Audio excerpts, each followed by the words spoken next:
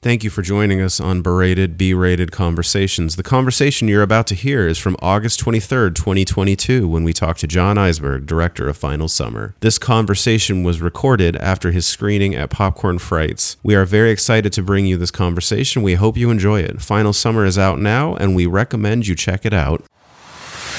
Welcome to Berated, B-Rated Conversations. Join us as we talk to the creative people behind the independent movies and get the behind-the-scenes stories. Welcome to Berated, B-Rated Movies. And right now we have a very special interview with John Isberg, the director of Final Summer. This movie is already out, so go ahead and check it out. I'm Anthony. I am Brian. I don't know if we should let John go first, right? Yeah, I do. by all means, you are. Yeah, we got to talk You are about the- Chopping Mall later at some point too, because I see you guys talk about Chopping Mall, and that's a Great favorite. movie. So yeah. Chopping Anyway. Mall. That was because my my sister-in-law's birthday. She's the one that told us to do that episode. Hell yeah. I love the guy that chews gum all the time, kind of excessively, and Dude. he's like dating that guy's daughter. And I love how he's like, I'll take care of her, and the dad's like, yeah, I'm sure you will. I'm like, Yeah, that's you so will. awkward. It is. That's right. That's right. Such a messed up part. It's You'd better. amazing. No, Chopping Yeah, Mall. super creep. Anyway, sorry. Yeah, thanks for having me on. Yeah. Oh, No. thank you. Yes, Yeah. this is 100% thank you, So, what were the origins of Final Summer? Like, how did you get everything started and Sure. get into making this movie? Yeah, I first started on a feature film back in 2014. I was teaching middle school at the time. I taught kids with emotional disabilities, and this movie came to town. But prior to that, like way back in the day, like I was like, me and my friends would make movies on the weekends. Like my friend had a video camera, and we had 2 VCRs, so we'd be back making like ninja movies. And I remember one time, like we were like, hey, we should jump off the top of the house, and we had all these cardboard boxes that we set out in the yard. I was like, I don't know if we're gonna hit that, and that was the first time I realized you could probably like cheat things in camera. Like you didn't have to like actually get up on the roof and jump off of it. So that kind of saved some things. But I think it was just like the love of movies was always there. Like as a kid, like growing up in the '80s, with all the Spielberg stuff, and then going to like movies and with the family. But but basically, I went to film school, but I dropped out in my early 20s, and then most of my 20s I was playing in bands and like go on tour and do records and stuff like that. But then finally, I was like, I better settle down. But I always had that love of movies. But and I started doing like kind of like music videos for some of the bands that I was in, just really just lo-fi stuff. And then we did some music videos, and a couple of the bands I was in were like the director was from LA, the DP was from LA, and I just remember it seemed like really cool, and I was really attracted to like the what the DP was doing. That was something I was kind of drawn to. I love the camera and stuff, but I didn't know anything about it. Anyway, I had my summer off. This film came to town, and I interned on it, and I just completely like fell in love with film. It was great. I was in the grip department, which was awesome because grip, it's like you're learning how lighting is and learning how to shape lighting and diffusion and negative fill and all that. And a lot of people in the grip department were on like Chicago Fire, a lot of Chicago shows, and it was incredible. After that, I bought like a T3i camera and just started just shooting a lot of stuff. I had no idea about editing, but I would shoot like music videos and started with documentaries. And I started working with this local production company, just helping on commercial shoots. And it just kind of led from there. And then as I got better, started getting into, but I think the interesting thing was I noticed like in my music videos, it's always kind of drawn towards like narrative versus some people just do like I would do performance music videos too, but I seem to be drawn towards narrative stuff a lot. And so I think that kind of started to lead me to this. And then I got tired of going on these commercial shoots where clients were spending a lot of money with like an intern that didn't know how to set up a C-stand.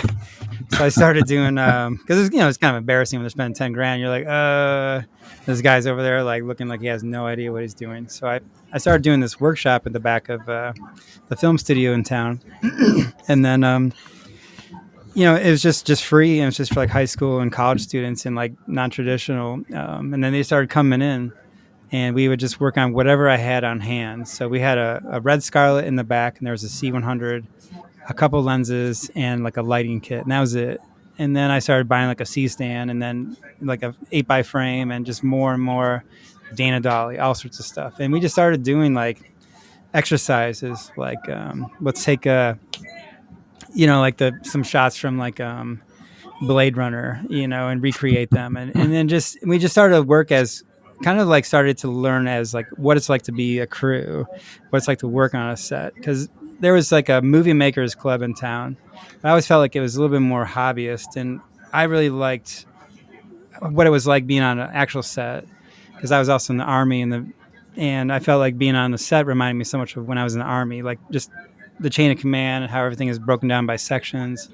And so I started doing that, and it was really cool to kind of get people to see, like, let's work as a unit. Let's work in, like, you guys are the grip department, you guys are camera, you guys are like, PAs or whatever, and just rotate. And then, started learning all sorts. I mean, it was just a lot of like, see what was on YouTube and then just do it ourselves, and just figure it out. And so that was really fun. And then from that, we started working on, like, we did this like narrative kind of like web series for the physics department at U of I. And that was the first time we had like 17 grand budget. And I just took that and paid everybody. I probably should have been paying myself, but I'm like, what are you going to do? And that was really cool to see, like, wow, this could actually be really, could lead to something.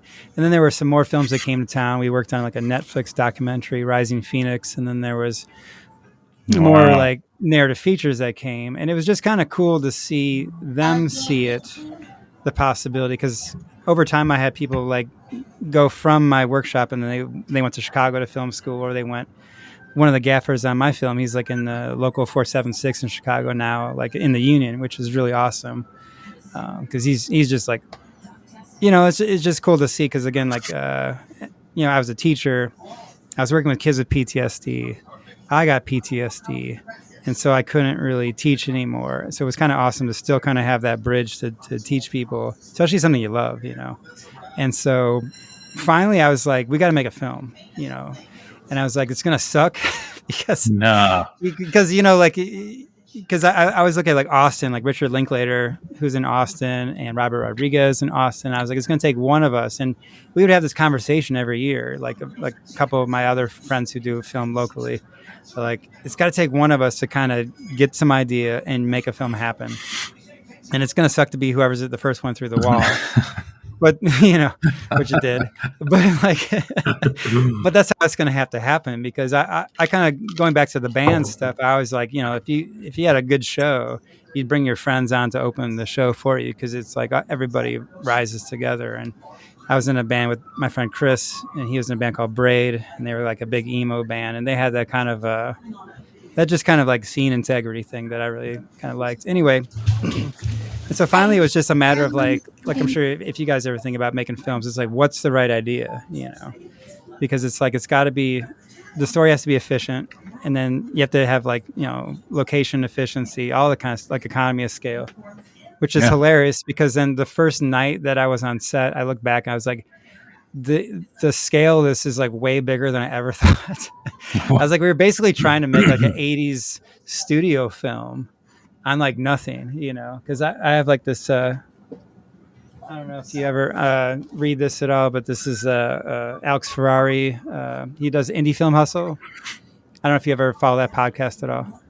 I haven't heard of it, but I'll definitely check it out. Yeah, he has this great book called Rise of the Filmtrepreneur, and Alex Ferrari's got a podcast called Indie Film Hustle, which I would listen to all the time, just to kind of get ideas for how to do this. I listened to like Team Deacon's podcast, like how Roger Deacon's stuff, how he shoots his films, and all the just anyway. But I just kind of made this film like kind of like a study as to how to make a film, and then I would look at Texas Chainsaw Massacre, Night of the Living Dead, and like Evil Dead, because it's like, okay, it doesn't make any sense to like look at a film that's shot in LA and then we're not in LA. So I have to take like like I have to take like crew that have never been on a film set before, actors that have never been in front of a camera before, and we got to shoot it in the middle of nowhere, basically. It's like that's like sorry to interrupt. Like that was one of the questions. Like where did you actually like film this at? Well, yeah. So there was so looking around like Champaign, like going, you know, I knew I loved slasher films, and I knew like some of my favorites were Friday the 13th. So I found this camp nearby, this like Boy Scout camp, and there was a 4-H camp that was perfect. I mean, it looked identical to like Camp Nobisoko from like the first Friday the 13th. It had like the lake, it had the dock, and all the stuff, and they were like, hell no. Are you going to shoot like a slasher film? I was like, but it looks amazing. Well, we can hide everything. It'll be cool. I mean, it was like the perfect location. I was like, and it was closer too, so it was kind of heartbreaking. I did kind of, I might have stolen a couple shots. There you go. The B-roll, but no, but you know, what are you going to do? So, but yeah, this camp was great. They were super helpful, and they had some really cool parts to their location, like this bridge in the forest. There was a bridge over this river. The people there were great. And yeah, so we basically found this camp like 40 minutes away near Danville, Illinois. And so, you know, then I kind of went there. I looked at it in the winter, and I'd take all these shots as I was walking around, just thinking about, oh, I like that pool house. That's kind of cool. I like this bridge. That's neat. I should use that. This kitchen is awesome looking. This dining hall is great, you know, and then just started thinking of like how to basically write the script to the location. So that was kind of that. Yeah, and they were great. No, that's awesome.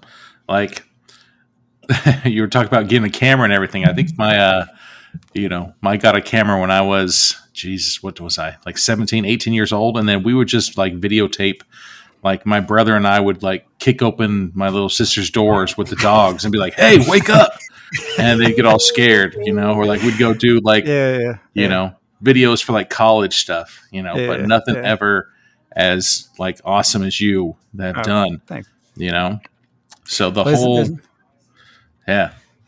I mean, it's never too late, you know. I started like in my 30s, like with this whole thing, and that seems crazy. Really? Because you think, because I mean, I always had the dream, but like I think I just never, like my dad was a paramedic and my mom was a nurse, and so we didn't come from money at all, and film is like stupid expensive, so you know, it just seemed like completely out of reach. And you know, I looked at like, I remember like in high school, like, oh, USC would be amazing, and I looked at one semester, I'm like, yeah, it would be amazing. No, that state tuition, that's like what, 14, 15 grand a semester. Oh, it was like 50 grand a semester or something. Something insane. So, but the cool thing was like, again, going back to like I kind of came up in the 90s film era where you had like Richard Linklater, where you had Robert Rodriguez. And I love like Robert Rodriguez because like, you know, just how he did everything. He has the 7-minute film school. I don't know if you ever seen that, but it's pretty great, you know, and it just really shows you like what it takes to make a movie. And I always kind of felt like with this one, it's like, look, if all this does is get me in the room to be able to talk to people about making another film, then that's totally fine, you know, because I'm like, no one's going to give you a movie unless you have money. But you have to prove you can make a movie. In order to prove you can make a movie, you have to make a movie. I mean, it seems kind of circular logic, but that's kind of how it is, you know. Yeah. And I think the cool thing for me was I'd seen enough behind the scenes on other movies to see the construction, and I started kind of moving more into it. Once I bought a Blackmagic like 2.5K cinema camera, and that kind of was cool because that made me take the leap from like iMovie into like Premiere, and then learning to color and so it was always just like these slow and steady kind of steps that you'd take to like kind of learn more. I don't know. So it was awesome, man. Like I was going to ask what you answered them, like, you know, what made you want to get into it, you know, but well, I think for this one, it's like the thing that I kind of realized it's like, because I had like friends who wanted to get PhDs, and I feel like making a movie is kind of like that because it's, you don't realize it's like years of your life, you know, where you're always thinking about this one thing. So every time you see somebody at a party, they're always going to talk about like whatever, some that really random specific area of knowledge. And it's kind of like every time you see me at a party, all I'm going to talk about is like this movie for like 3 years, and then and then like you have earned after the it's over, right. then hopefully I'll talk about something else, like down the road. No. But it's kind of annoying because I'll be like, I'm sorry, I'm talking about it again. They're like, dude, it's okay. They're like, this is your life right now. I'm like, I know, but it's kind of. I'm like, what are you doing? No. That's I mean, how if we there's no, like if you're, if you're doing your success right now, then you should be the one that's talking it up. You don't want to talk to somebody that's like, oh yeah, well, one time I did a cookie right into a church parking lot. Yeah, you did that when you were in like high school, bro. Super rad. Yeah. You know? And the thing I think about the PhD stuff and the grad school stuff is like it kind of needs to be personal because it's such a pain in the. It's because it's so much of a hard work. It's like impossible. Like one of my friends is this producer, this guy Brett Hayes, and he would tell me, like, your film is hanging by a thread like all the time. At any moment, it can fall apart, and that was completely true for this one because we had so much happen before the film, during production, that was like insane. And then I'm like amazed that we're even here talking about it. And to go to some of the motivation behind kind of what the film was about was like, because I feel like it has to be personal on a certain level. And so I think this one to me was like a way to kind of deal with some of the stuff that I went through. Like I was in a pretty terrifying situation with someone who is like the villain in my film. And so I was with this person for like a year, and then I was trying to escape from them for like another 2 years. And it was just like, and so I think like, to me, it was funny because I used to say like, I don't know why a slasher film is personal, but it ended up being really personal. And I think that's where I wanted to, and I think sometimes like, I feel like everybody comes to a film in their own way, and that's totally fine. And I think for this one, I want it to be more about like the survivor and the strength of the survivor, because I started to really see like the final girl as like a source of strength. And I'm like, that's really cool, and I want to focus on that. But also like take the killer and make the killer more real to life. So like some of the things in the film, I think like I feel like I noticed sometimes people are kind of missing some of these things, and I was like, is it because I'm like too close to some of the stuff?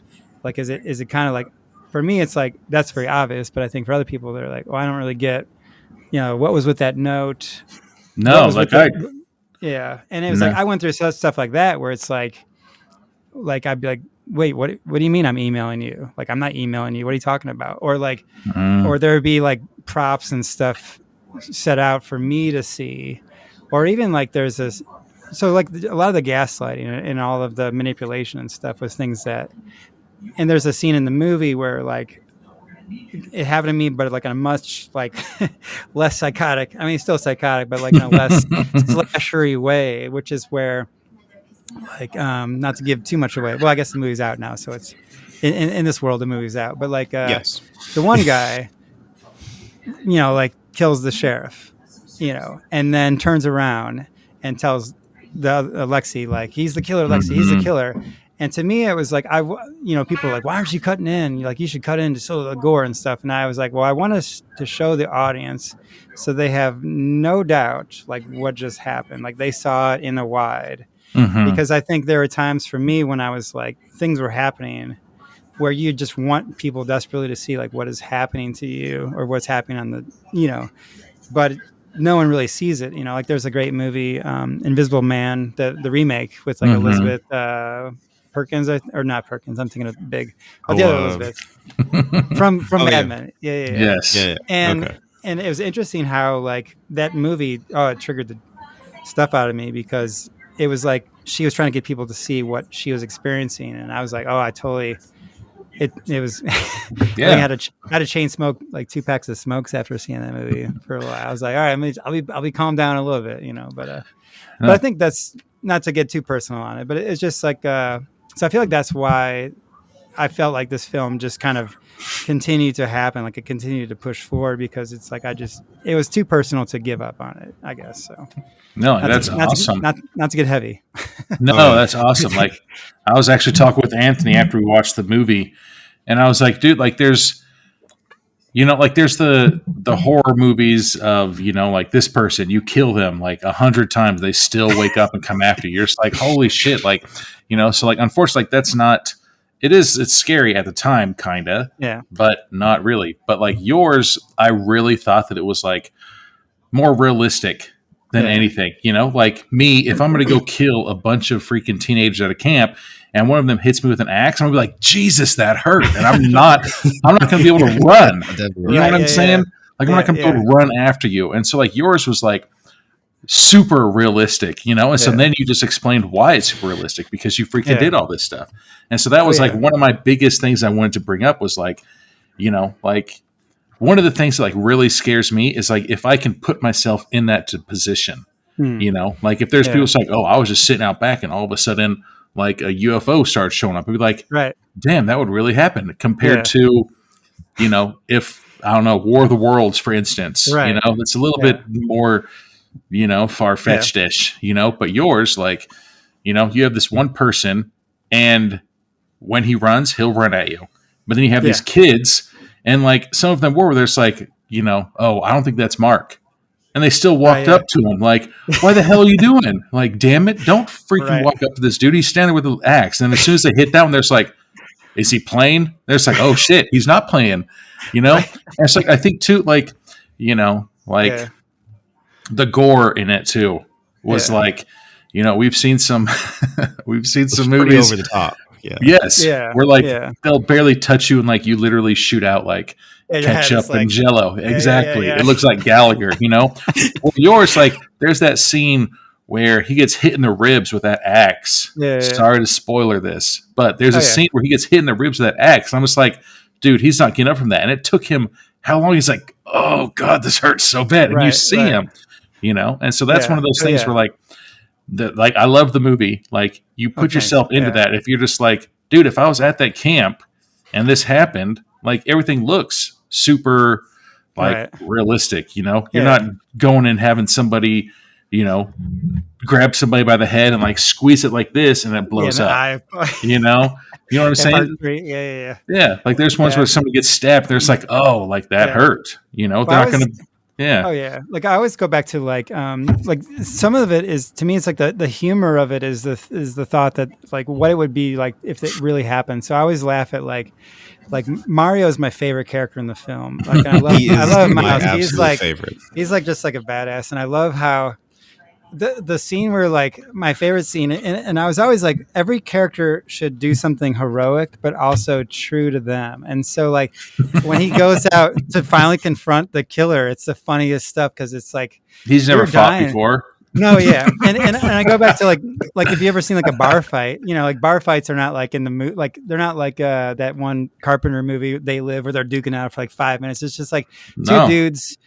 They throw like maybe 3 punches and then all their adrenaline is gone. They're gassed. Yeah. And so I thought it'd be hilarious if Miles like has that one moment of like his fear and adrenaline pumps up and he's like, let's do this, like, and then he swings and misses. And then it's like, he's just back to Mario and he's just like, let's just get the hell out of here, and just running that way. And I like died laughing. We were all laughing our ass off at that scene. And people were like, one guy's like, I wish we could see Mario like fight more. I'm like, that would never be Mario. Mario would be like, let's get the hell out of here. Yeah. Like there was, like I'll probably get in trouble for telling this story, but when I was younger, we were at a house and there was a house fight and one of our friends was on top of somebody fighting. And so one of our other friends was like, I'm going to help him. And so he grabs a beer bottle and he tries to hit the person that's on the ground, but he hit our friend in the head instead. And we're like, what the hell are you doing? Like, why would you throw that? You know what I'm saying? Oh, yeah. So it's like, it's one of those things where it's like, I'm going to be able to do something. And then it's like, want. Yeah. So when Mario did that, I was like, hell yeah, Mario. And then he did it. I was like, oh yeah, there you go. That's for real. Right. Putting yourself in those situations. Like, I know. That's what I'm saying. Like, that's what makes a good movie. It's like, if you can actually see yourself doing all that stuff, like you're not going to go to a summer camp and then all of a sudden, Superman comes up and starts flying around and shooting everybody. Right. Yeah, totally. You can go there. There could be some nerd that just runs around and is killing somebody for no reason at all. You're like, come on, man. Yeah. I know, like when I was editing the sequence when the killer is fighting Ronnie at the door to the dining hall. I remember like he gets knocked down and it's like a wide shot, and then he goes and scrambles up. And I was like, going back to your thing about the killer, I was like, man, this feels like if Ted Bundy was wearing a mask or something, you know. And so I thought that was kind of cool because I think like, you know, yeah, Friday the 13th. I love the Friday the 13th movies, but he's kind of like the shark from Jaws. You know what I mean? Yeah. Like he's kind of like He's unstoppable. yeah. And so at a certain point, it's kind of I find it kind of boring.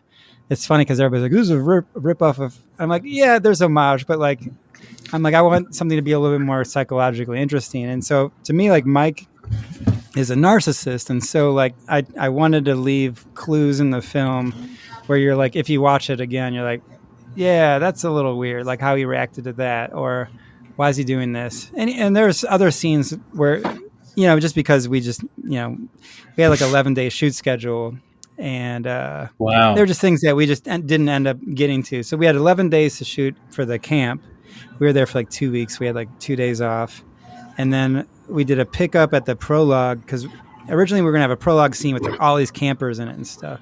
But we shot during COVID, and so you couldn't have and I was like, well, if we have kids together, they're not vaccinated, so I didn't want to have to deal with a bunch of kids getting COVID and then potentially people getting sick from that. So I was like, okay. Mm-hmm. And like I literally chopped the first 10 pages off of the script because the first 10 pages was Lexi and Mike on the trail with Mason and all the other kids. And then you see what really happened to them. But for COVID and everything, for safety wise, I was like, let's just cut that. We'll show flashes of what happened. Like they run up and you can fill that in, those blanks in and stuff. And then you just see them on the ground there. And then there's that. But yeah, it was just, so it was always like, so COVID was a big factor because originally we were also going to have Neil Affleck, who was in My Buddy Valentine, be in the film. Like, as Warren Copper, and he was great. Like we talked for a long time. He came to, he did a Zoom with. Oh, I know. Yeah. And, good old Warren. Right.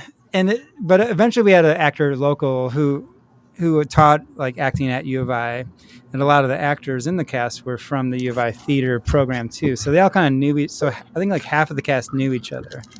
Because again, it's like I wanted them to have that sense of like that they already know each other, and it was tough. Like I had to like disappoint like one person because I just felt like two people that I chose. Like there was this one person, and then the kid who played or Wyatt who plays Peter, and I was like, I really liked her, what she was doing, but I felt like together they didn't really have any chemistry. But then when I met Jenna, I was like, okay, I feel like you have that interesting vulnerability.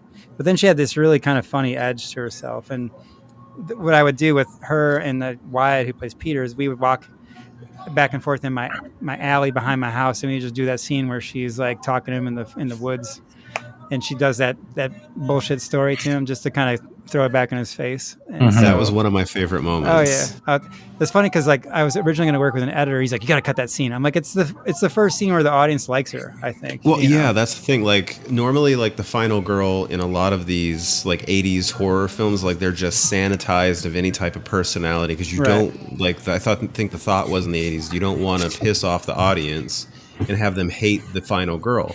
But like with her, like you made her a person. Yeah. You really made everybody a person. Yeah. Well, thanks. Yeah, I think it was interesting to go to the 80s because I was I watched like 200 slasher films. No. I was writing. I mean, if name a film, I've probably seen it. You know, like some of my favorites are like the craziest ones, like Blood Rage. Have you guys seen that one? Have you seen Blood Rage? I have. Oh my God, go watch Blood Rage tonight. Let me get my list. Check that out. Yeah, it's Hold amazing. on. It's probably the most insane, crazy, but really fun, you know, and I think the ones that I enjoyed the most are like the indie films. But to go back to the characters, I just felt like the 80s films had a lot of like misogyny in terms of like the female characters. There's that movie The Burning that Harvey Weinstein was with, and I feel like the way the camera shoots that film we were is just even talking creepy. about that one. Yeah, Like we wanted to cover it, but we haven't done it yet. that's a good one. I think the shower scene kind of leads to like you can see where. Yeah, I think like he was always like that. You know what I mean? Like there's a shower scene in it where you're like the camera is very Intrusive. voyeuristic. Oh yeah, to almost a predatory way. But but the film itself is really interesting, and I think when you watch it, like the editing is really interesting. There's camera moves that are really unique. It's haunting. It's one of the few slasher summer camp films that actually has like campers in it, because there's like the Burning, Sleepaway Camp, and then Friday Part 6. And so, but to go to that, I wanted to have the women be not just like the strong, resourceful, like, Ripley from Aliens type, but just more complex. And so, like with Lexi, she has like that shame from her brother's death, and so I feel like she has PTSD, and then that death at the beginning of the film kicks her PTSD back again. And I taught kids with PTSD, and then I have it too, and so I feel like it was interesting because you can shut down sometimes, and it takes a while for you to kind of get back to normal. And Lexi, when she starts to open up, is because she starts walking again. And that was the thing with my students, is like, if you wanted them to like get out of the zone, because I call it like the tunnel, where like you kind of go into this tunnel vision where you don't see anything around you, and there might be somebody standing next to you, you would never see them. And it's only when like she starts to kind of walk around that she starts to kind of come back from even the trauma of like what happened earlier in the day. And I felt like for her, it's like, yeah, she could probably go home, but I feel like she just has nowhere to go. And I feel like with that, she's just in that haze where she just needs to be there, because if she's anywhere else, it's like she would be lost and just with that shame and terror. And so at least to be there, it just feels familiar. So anyway, I'm kind of rambling here, but oh no, you're good. So. But the other thing I really enjoyed about this was like the intentionalness of the story, how it doesn't like feel like it's too fast or too slow. It always feels like it's moving towards something. We're gonna get there, but you need to see everything you're about to see. Right. Yeah. Like it doesn't feel like there's wasted movement. Yeah. No, I think it goes back to like that same thing where it's like, can you put yourself in their shoes? Can you imagine this really happening? Right. Well, it's like I wanted everybody to, because it's funny. I read this one review, and I feel like everybody sees the film how they see it, and that's fine, and it's cool. And I could point a million things that were wrong with it, but like, to go back to the intention, it's like I always wanted to be where like, because I always hate when like characters split up in a movie. You're like, really? Yes. Like Halloween Kills, right? They literally show up to the dude's house, and the guy's like, I'm gonna go inside. Like, what? You guys stay here. I have so many questions Come about that on, movie. dude. Like, oh my God. Like, can someone just go around to the back of the house and just like yell like, hey, do you see him? He's in there. I saw him walk by. Okay, cool. Just like, come on, dude. I know then you don't have a movie, but it's like, yeah. No, there's always that joke where it's like my buddy and I, Tony, he'll always be where it's like, dude, let's take these, back there used to have those tests where it's like, will you survive a horror film? Hell yeah, I would. You know why I wouldn't? Because I wouldn't split up. Right. Because, totally. And so I felt like to go to that though, I still want it to be where like they split up for reasons that make sense. Like Lexi runs up to get back to them because she saw something that happened. So she runs up right as the killer is right there. And then she's like, oh, and then she just, because she's still in fight or flight mode, she just instantly runs in the opposite direction. And so the other people bring him inside, but then they know that they need to go get her and get everybody back. And even at one point, like Dougie's like, let's just get on the bus and get out of here. Like, I've seen enough. Yeah. Let's just go, and then that stuff happens. And so I thought that was interesting because I wanted to be like everything. The reasons they're splitting up are because they have to. Like, he's going to die. You have the keys to the car. It's our best shot at surviving, or like, let's go to that place. And so even like, I don't know, like even like my dad, he was a paramedic. And so I was like, okay, like that thing where they put the saran wrap around. That was a great chest wound. Great thing. Oh, thanks. Nice touch. Because I was thinking like, sucking chest wound. And I feel like it shows their resourcefulness and like the smarts versus like, or even like when they wrapped up the army blanket in the thing and they're pulling that kid, or they're pulling Kelly or whatever. He couldn't lift his own body weight, or they couldn't lift his body. Yes. I felt like so I feel like if anything, it shows that the characters are smart and care for each other. Because I think there's one thing I always see in a lot of these films is like, as soon as like stuff happens, everybody starts fighting with each other. Oh, I'm gonna kick your ass and da da da da da. And I'm like, who cares? Like they don't care at that moment. They're just like, what, And it's interesting because I felt like every time I try to put like any kind of like a plot thing in there, it felt a little phony.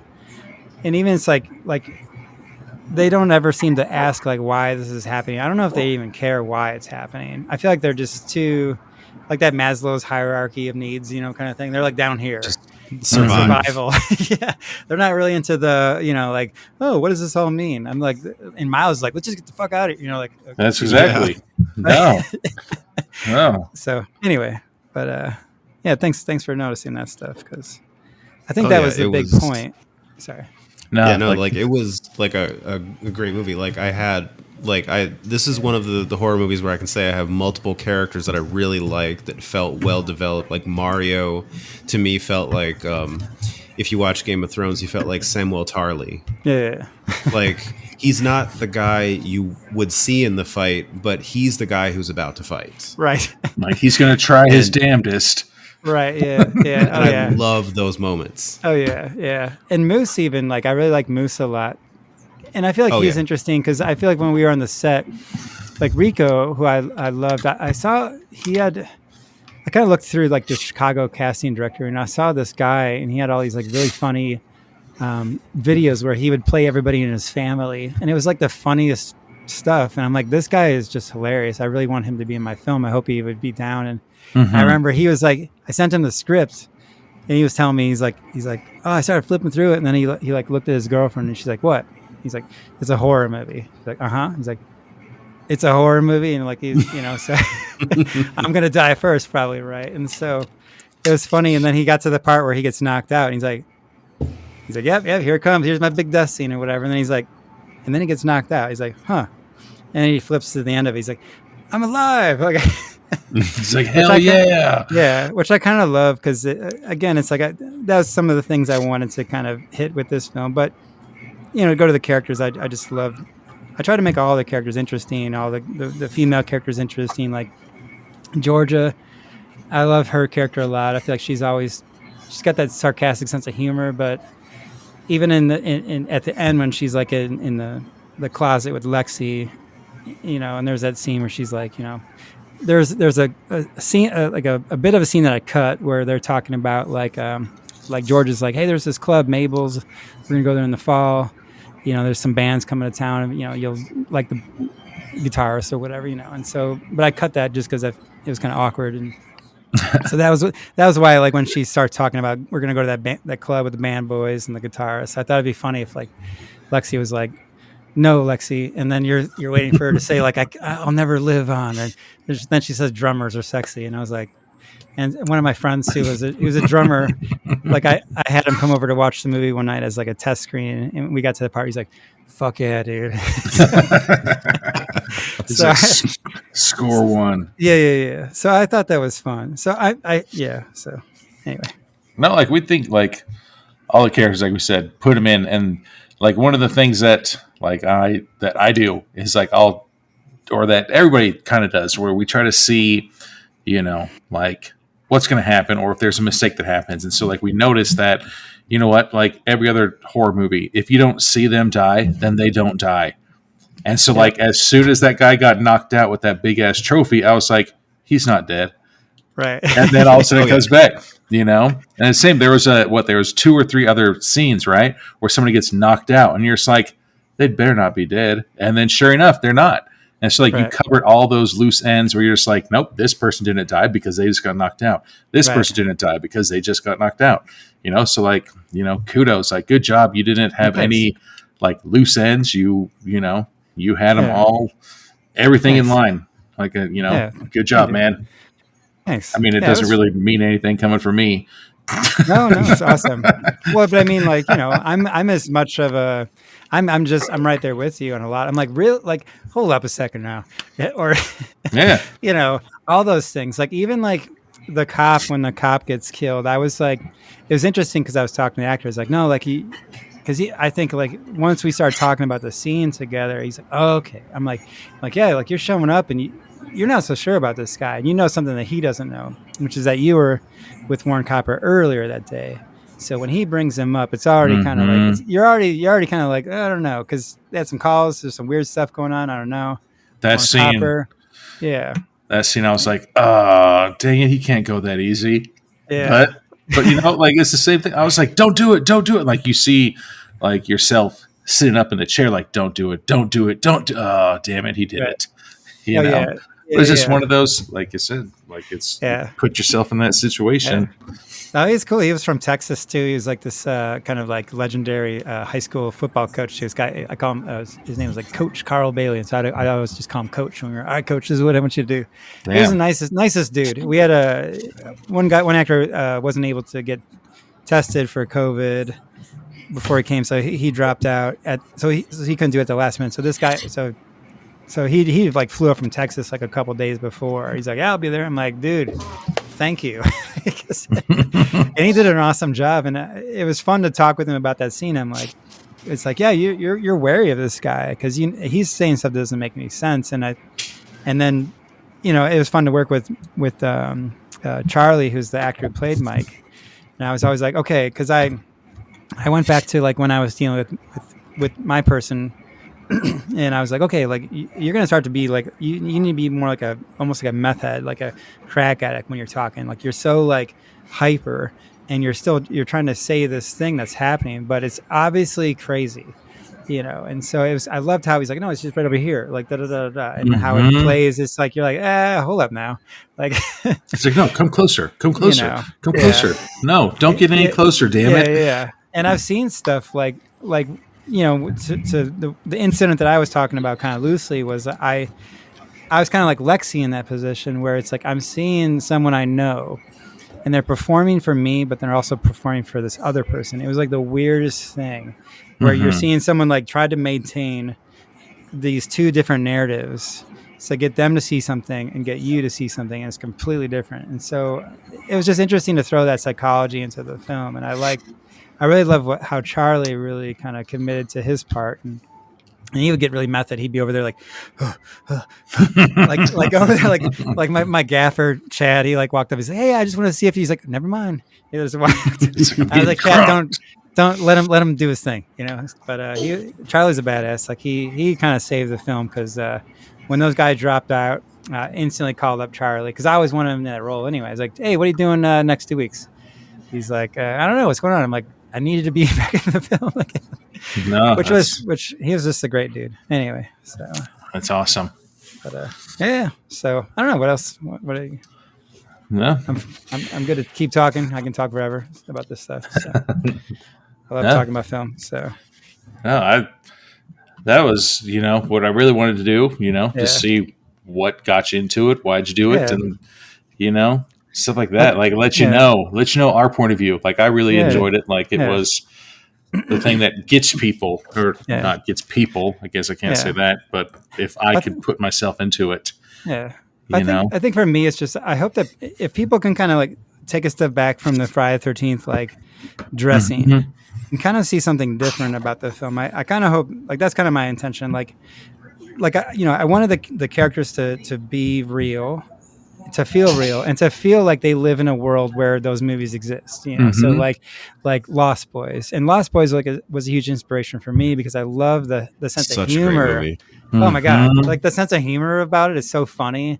I mean, the whole movie is just like one big grandpa joke. Like at the very end, he's like, all these, like one thing I could never understand about Santa Carla, all the vampires. And it's just the funniest thing. And I love that. And, and I love like the Frog Brothers, so great. And so I wanted to have some of the humor of the Lost Boys because like I had these older cousins who worked in video stores in the 80s. And I can just imagine them like they'd always be like, oh, dude, in the new film. And they'd always do like the one-liner, And so I just grew up around them where I was like, okay, would they say something from this? Would they quote something from the film, or would they think this was funny? And so that's why I kind of wanted to go to them and their sense of humor, but then also to like the killer, because I think like to me it's interesting because I had a couple of things that I needed to kind of do with even the marketing. It's like, okay, I need to convince people that there's a mass killer who is the real villain, so then they can go into it and then they can be surprised at the reveal when oh,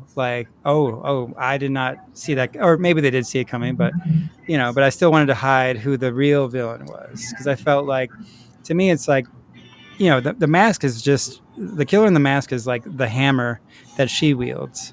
And I feel like she's the real true villain of the film, and she has all the power. And so I thought, like, going to Scream, like, from my experience of what a sociopath is like, to take Billy, for example, Billy would probably have killed Stu, if he was consistent to what they're like. And so that's why I thought, well, I think that she should kill Mike, and she kills him. She was probably going to kill him eventually, but she really just killed him because he interrupted her, speech. That was a great moment. Oh, thanks.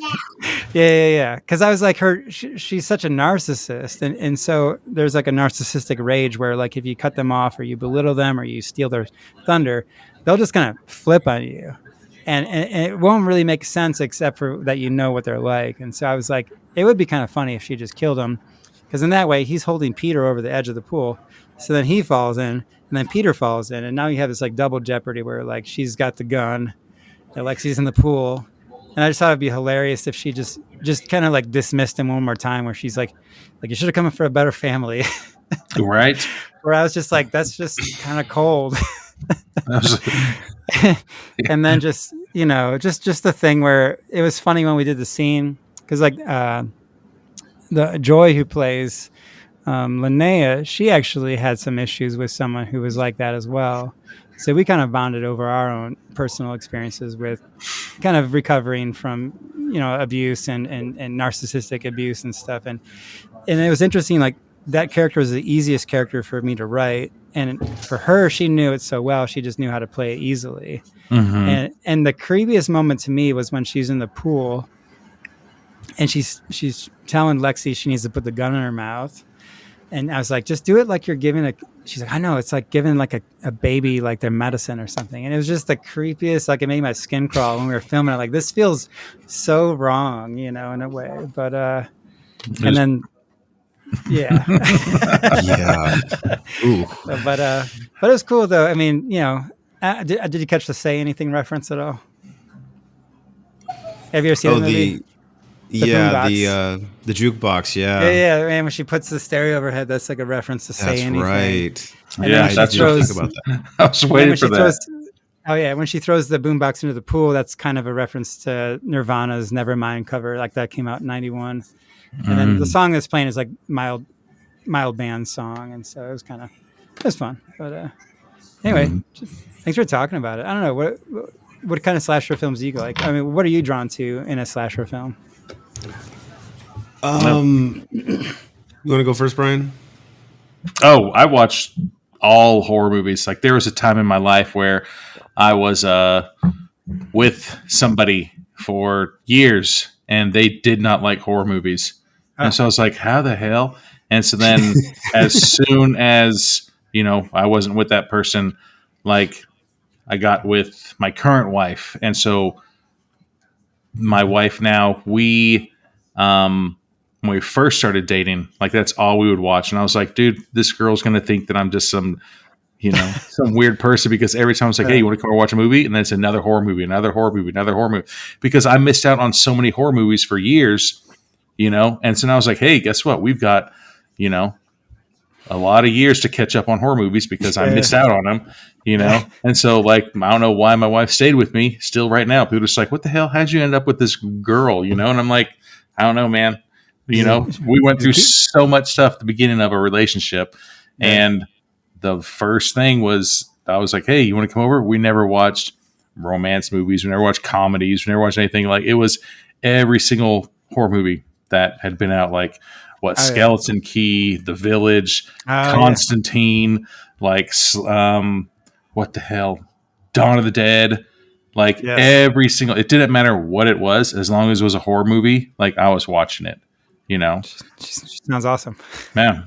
And so and now, we're both into movies, so we'll watch, we'll have a good balance of movies now. Yeah. Nice. I've got a friend, and before Anthony and I, met each other, like, my friend and I, it would always be the same thing. We'd go over and we'd just search, like, indie films and anything like that, and we'd instantly just start watching them, So it doesn't matter what it is, as long as it's horror, we're into it.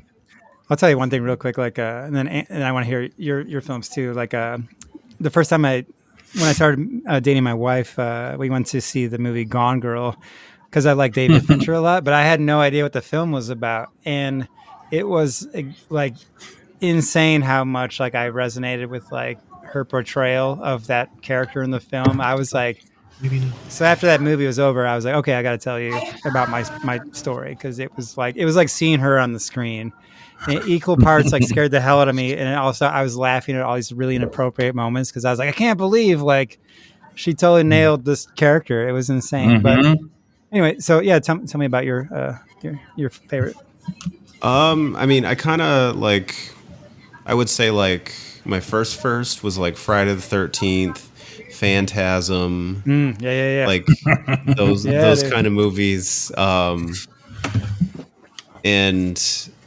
but then like the ones that like stick with me. Yeah, that's a Don I love Don Coscarelli. Coscarelli. Oh yeah, he's a badass. He's great.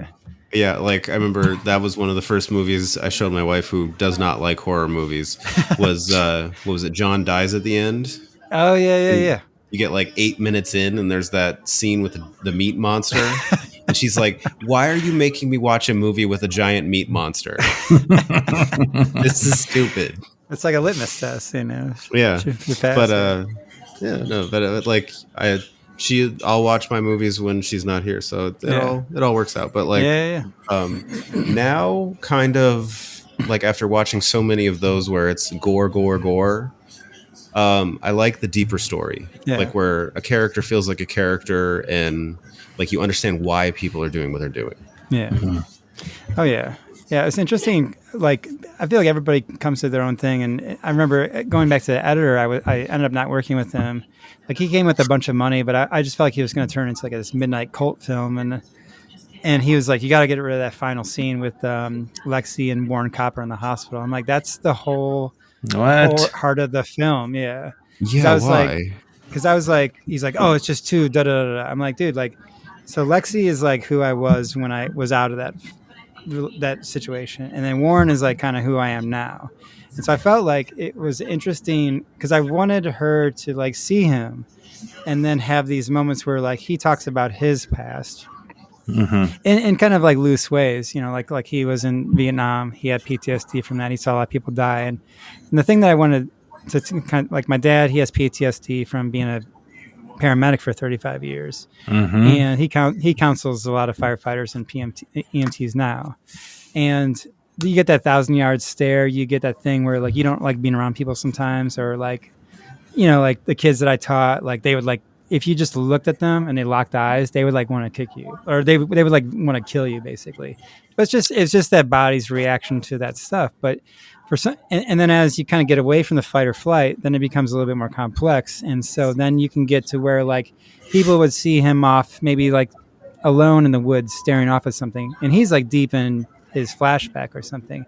But for everybody else, he's creepy. He's off by himself. And so I wanted to feel like his story is that he's just been misinterpreted by everybody, you know. And so because of like, you know, he's just like the weird dude at the camp, which for him, I'd be like, okay, like you're working in nature, you're at peace. You're kind of like in a place that you're not having all these sounds and stuff, because sounds would get to me sometimes too. So it's like he's processing and he's healing, but for everybody else, he's creepy and stuff. So I thought it'd be interesting to set him up as a red herring, but then have some rationale for why people would think that. And so at the end, he recognizes his own pain in Lexi, and I always, and then just that scene where like he sees his pain in her, and then she's finally able to name her brother. It's like the only time in the movie she says his name. And so I felt like when that happened, it was like, to me, it was like super powerful, and to be able to talk about trauma. And so that's kind of what I wanted to get with that scene. So I think if there's a heart to the film, it's like that scene. And so I was like, I hope people see that, you know, and they don't get strung up on Friday the 13th or whatever. I want them to see that scene as like what the film is, you know. And so I love slasher films, though. Don't get me wrong. Yeah, no, they're good. Anthony and I we were talking about that. You know how like they're just making fun of him at that freaking campfire. They're just like, oh yeah, Warren did this, and you're just like, Oh yeah, what the hell? I just saw Warren earlier today. He was mopping up the bathroom. Like, what the I hell are you know, making right? fun of the Yeah, dude? You know? and And then really, all I of a thought, yeah, right, all of a and I sudden really thought, oh sorry. yeah, like I went to summer camp, and we always had those funny stories. I thought, like, really, what it is it's just like a funny story. That's really just like the most like scare the shit out of you version of like a Smokey the Bear story. Because at the end, Yeah, he's like, that was awesome. How you you can know, only prevent forest yeah, fires. yeah. I was like, my dad was a paramedic, and firefighter, so he kind of laughed at that. And I'm like, well, that's what it is. It's just they took his name just to plug it in. It could have been anybody, Yeah, but and then it didn't. And then the other guy tries to like dogpile on that story.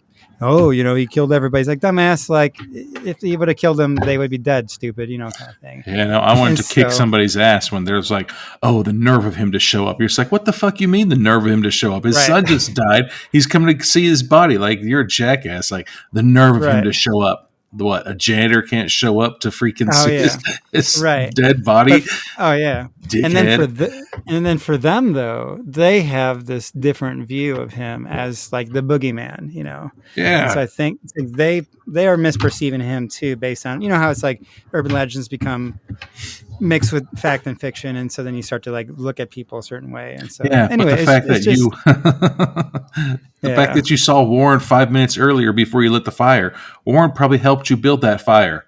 And now you're yeah, telling yeah. everybody that he murdered everybody? Like, what an asshole. Like, it's Yes, that type of thing where you're putting yourself into that situation. You're just like, damn, that is messed up that they were making fun of Warren like that. And, yeah. you I've know? definitely been in those places where like you work somewhere where there's just like a weird dude who maybe has a disability or something, and so I think people just kind of other people, and so they you put all your own nonsense onto somebody because you don't get the chance to know him, so they never got a chance to know him, so he Mm-hmm. became like this. So I feel like the campfire stories in their myths became what they knew about him, and so he was the scary dude that shows up when really it's just a guy who was trying to look after his grandson. His kids are probably like his own, like that kid's parents are probably messed up or some, Central Mm-hmm. Illinois addiction stuff or whatever. I mean, it was the 80s, 90s, so it probably wasn't that bad back then, but I say, it wasn't just trying to 91. do his thing. Yeah. So anyway, it's just kind of like, so I want it to be where like at the end of it, it's like, it's more about like how PTSD can look scary, but it's really people trying to, there's a lot to put into it. I could go on for hours, but anyway. No. So yeah, Yeah. Well, Great movie, man. I appreciate you guys great talking. movie. You guys so much for. I was feeling really crushed after popcorn fights because we had some issues with the visual, like with the picture and the sound, and I was just like, oh my god. So it's just been great to even talk about it after all this stuff. So No, I think good. it's good to Good. meet fellow horror fans. We gotta watch films when our wives go to sleep or whatever. Oh, yeah. I've got Yeah. I've got my wife where we'll start watching. It's funny, but then it bites me in the ass every time. Like, I'll start watching like a horror series, and she'll come home and she's like, "What are you watching?" And then I'll watch it, and then she'll be like, "All right, that's good." And I was like, "God damn it! Now I can't go to like the next episode because she's in it now." And so Yeah. then she'll be like, "Hey, we're gonna watch an episode." I was like, "Damn it." Or I'll like watch something and I'll tell her about it, and she'll be like, "Oh, that's good." And then we'll watch it together. Yeah. It's pretty, yeah. Like I said, I'll give you a couple of movies if you haven't seen yet to check out. I love Final Exam. If you haven't seen that, it's because I kind of a particular to it the indie '80s slashers. So I the want to say movies I've that, seen that one. yeah, Final Exam's pretty great. It's kind of hilarious. They got that because I feel like they that one kid, what's his name, Beaver or somebody, I forget his name, but it's like they kind of based Randy from Scream on that one character, like the guy who's kind of like a dork who calls the police up. And then Blood Rage, but then I also love like Black Christmas, My Bloody Valentine, The Prowler is really fun. Yeah, I don't know. And then I don't know if you ever watched like Vinegar Syndrome at all, any of their movies. No, I don't think I There's have. something called Homegrown Heroes, which are really interesting. It's kind of like B movies with Vinegar Syndrome, and they have some that were like made in the '80s that are kind of like time capsules of the time that are pretty awesome. Homegrown Horrors, yeah, Volume 1. It's pretty Homegrown great. horrors. Yeah, Fatal Exam is pretty amazing. That was shot in St. Louis in like '85, and it totally looks like like some guy just got done listening to like Van Halen and out of his like Camaro. And there's this really long scene where like they have to go to like this haunted house, and like the professor is like setting him up. But he's like this cult leader guy or whatever. But he has this extremely long and detailed like instructions as to how to get to the house. It's like this 10-minute sequence. And I'm like, I feel like I could just drive there right now and like be there, and the cast are there. It's a really fun film. So, but yeah, guys, thank you so much. I'm sure you guys got to Thank get going. you. No, thank you, man. Awesome. Cool. Yeah. Feel free to follow up if you have any questions or whatever. But thanks again. So you guys have a good night. All right. You too. All right. Thanks, man. Thank you for listening to this podcast. This podcast is available on all major podcast networks and YouTube. If you like what you're hearing, please follow, like, and subscribe on Instagram, TikTok, and Facebook.